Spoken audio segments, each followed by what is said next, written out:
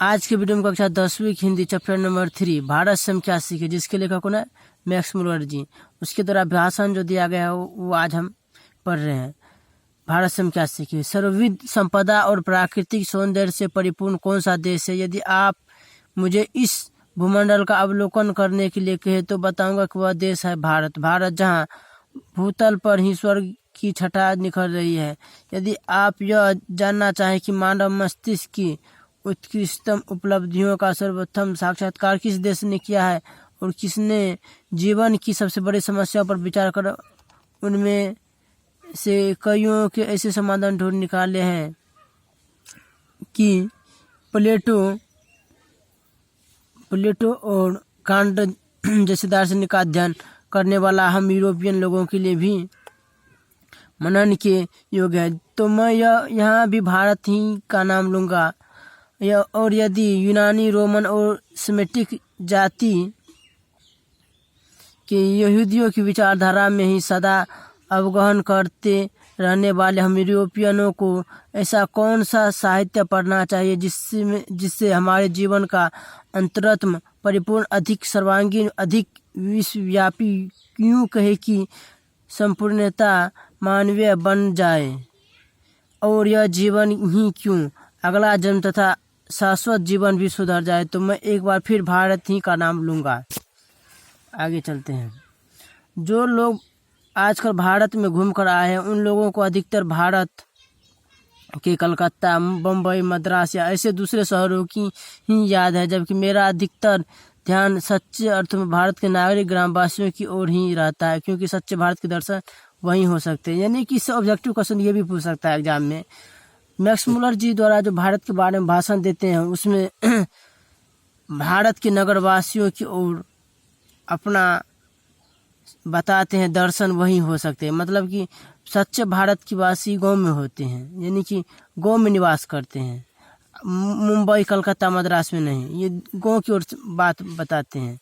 2-3 हजार वर्ष पुराना ही क्यों, आज का भारत भी ऐसा अनेक समस्याओं से भरपूर है जिनका समाधान 19वीं सदी के हम यूरोपियन लोगों के लिए भी उतना ही वांछनीय है।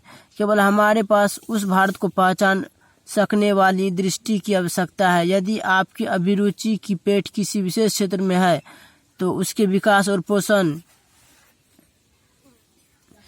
के लिए आपको भारत में पर्याप्त अवसर मिलेगा। यदि आपने उन बड़ी बड़ी समस्याओं में रुचि ली हो जिनके बारे में आपने अपने यहाँ के श्रेष्ठतम विचारक सोच विचार किया करते हैं, तो आपको अपने भारत प्रवास को ज्ञान विज्ञान के क्षेत्र में निर्वासित समझ लेने की कोई आवश्यकता नहीं। यदि आप भू विज्ञान में रुचि रखते तो हिमालय से श्रीलंका तक का विशाल भूप्रदेश आपकी प्रतीक्षा कर रहा है। यदि आप वनस्पति जगत में विचरण चाहते हैं तो भारत की एक ऐसी फुलवाड़ी है जो हर्क्स जैसे अनेक वनस्पति विज्ञानियों को अनायास ही अपनी ओर आकृष्ट कर लेती है।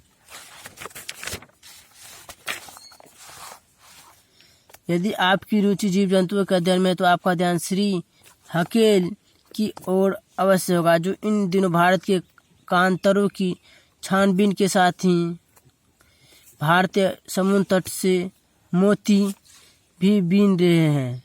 भारत का यह निवास काल उनके जीवन के सबसे सुनहरे सपने की साकारता जैसा है।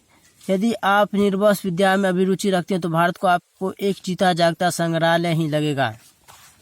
आगे चलिए। यदि आप पुरातत्व प्रेमी हैं और यदि आपने यहाँ रहते हुए पुरातत्व के उत्खनन के द्वारा एक प्राचीन चाकू या चकमक या किसी प्राणी का कोई भाग ढूंढ निकालने के लिए आनंद का अनुभव किया हो तो आपको जनरल कनिंघम की भारतीय पुरातत्व सर्वेक्षण की वार्षिक रिपोर्ट पढ़ लेनी चाहिए, और तब भारत के बौद्ध सम्राटों द्वारा निर्मित नालंदा जैसे विश्वविद्यालयों अथवा विहारों की ध्वंसावशेषों को खोद निकालने के लिए आपका फावड़ा आतुर हो उठेगा। आज के लिए इतना ही, आगे हम कवर करेंगे और जो बचा हुआ है। तब तक के लिए हमारा वीडियो जब अच्छा लगा हो तो हमारे चैनल को सब्सक्राइब करें और वीडियो को लाइक करना ना भूलें।